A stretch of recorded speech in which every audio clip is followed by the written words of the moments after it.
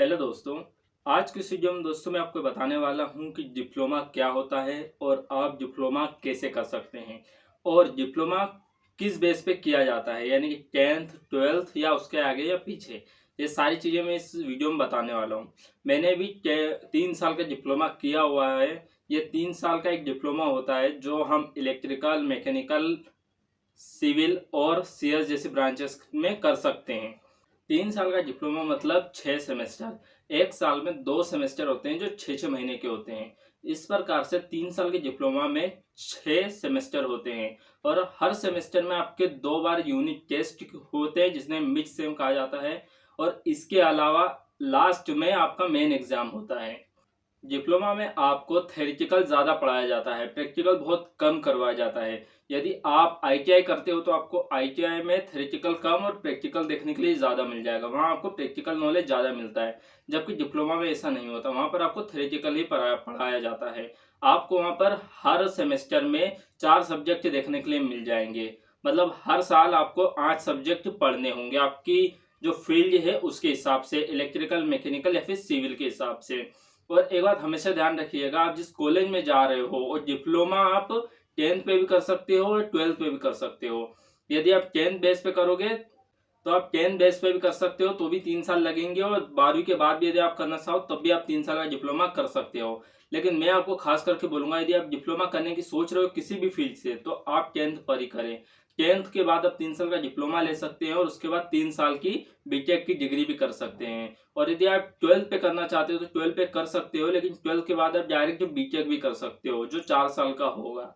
यानी कि आप 10th से करोगे तो आपको ज्यादा नॉलेज मिलेगा, यदि 12th से करोगे तो आपको सिर्फ बीटेक की डिग्री मिलेगी। लेकिन यदि आप 10th की बात करते हो तो आपके पास डिप्लोमा की भी डिग्री होगी और बीटेक भी यदि आप करते हो तो उसकी भी डिग्री आपके पास होगी। और जब भी आप किसी भी कॉलेज में डिप्लोमा करने के लिए एडमिशन लो तो आपको कुछ चीजें हमेशा ध्यान में रखनी है। खास करके ये चीजें आपको उन लोगों से पूछ लेनी है या फिर सर्चिंग सर्वे कर लेना है जहां से भी आपको सुटेबल लगे वहां से। फर्स्ट ऑफ ऑल कि उस जो भी आप डिप्लोमा कर रहे हो वहां पर, जिस कॉलेज से कर रहे हो वहां पर कैंपस वगैरह आते हैं कि नहीं, मतलब जो कंपनियां हैं वो उस कॉलेज में आती हैं कि नहीं, वहाँ की फीस कितनी है, वहाँ का एरिया, वहाँ का बैकग्राउंड कैसा है कॉलेज का, आपको नेट पे से पता कर लेना है। या फिर उस कॉलेज में आप जाओगे, जो बच्चे वहां पहले से पढ़ रहे हैं उनसे आपको ये सलाह लेनी है, उनसे पूछना है कि कॉलेज कैसा क्या है। खास करके आप फीस के मामले में, भोपाल शहर में कई सारे कॉलेज हैं लेकिन आधे से ज्यादा कॉलेजों की जो फीस वो काफी ज्यादा हाई है। उसके अलावा यदि बात करूं मैं फाइन की, तो यहाँ पर सीधे 10% कटता है। यदि आपकी फीस है 15,000 रुपए सेमेस्टर वाइज, तो आपका 10% यदि आप लेट हो जाते हो फीस भरने में तो आपका सीधा 10% कटता है 10% मतलब 15,000 का सीधा 1,500 रुपए। तो आपको ये चीज खास करके ध्यान में रख लेनी है कि वहां पर कैंपस आता है कि नहीं आता, और आता है तो कितना पैकेज का आता है, मतलब कितने एनएम का, कितने लाख तक का पैकेज वहां पर डिप्लोमा बेस पे आता है। इसके अलावा वहां का फीस स्ट्रक्चर कैसा है, वहां पर बच्चों को कैसे तरीके से ट्रीट किया जाता है, जो खास करके बच्चे ध्यान नहीं दे पाते, उन्हें बाद में पता चलता है कि कॉलेज क्या है कैसा है और वो बाद में पछताते हैं। यदि आप डिप्लोमा करना चाहते हो तो आपको डिप्लोमा की भी अच्छी खासी जानकारी होनी चाहिए कि डिप्लोमा में कौन कौन से मतलब ब्रांचेज होती हैं, आपको कौन सी फील्ड में जाना है। जैसे मैंने कहा इलेक्ट्रिकल, मैकेनिकल एंड सिविल, तीनों 3 साल का होता है और तीनों की अलग अलग ब्रांचेज होती हैं। आपको जिस फील्ड में जाना है उसके बारे में आपको पता होनी चाहिए कि मैं इलेक्ट्रिकल में जा रहा हूँ तो उसका आगे का क्या फ्यूचर होने वाला है। जैसे कि मैं आपको बता देता हूँ कि यदि आप इलेक्ट्रिकल इंजीनियरिंग करेंगे, एक प्रकार की ये इंजीनियरिंग कहलाती है, पॉलिटेक्निक डिप्लोमा इसे कहते हैं, और ये इंजीनियरिंग भी कहलाती है। यदि आप डिप्लोमा करते हो 3 साल का इन तीनों फील्ड में से किसी में भी, इलेक्ट्रिकल, मैकेनिकल या सिविल में से, तो वो आपकी इंजीनियरिंग कहलाई। और एक बार यदि आप डिप्लोमा कर लेते हो तो उसके बाद आप एक जूनियर इंजीनियर कहलाते हो। आपको कहीं पर भी नौकरी मिलेगी तो आप वहां पर एक जूनियर इंजीनियर की तरह काम करोगे।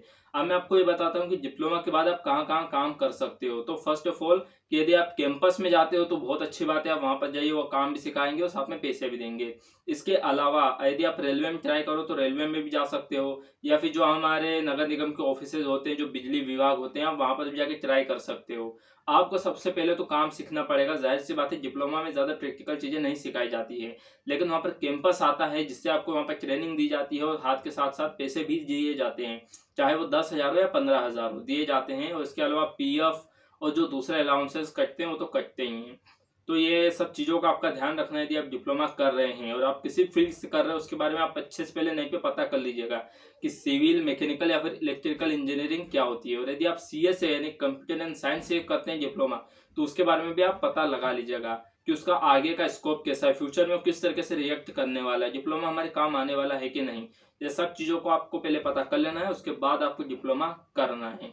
मैं भोपाल में ही रहता हूँ और मैंने भोपाल से 3 साल का डिप्लोमा किया है इलेक्ट्रिकल इंजीनियरिंग से, इलेक्ट्रिकल ब्रांच से। इसके अलावा यदि आपको कुछ भी मेरे से पूछना हो, यदि आपको डाउट रहेगा या तो आप मुझसे कमेंट में पूछ सकते हैं डिप्लोमा के बारे में, मैं उसका रिप्लाई ज़रूर करूँगा।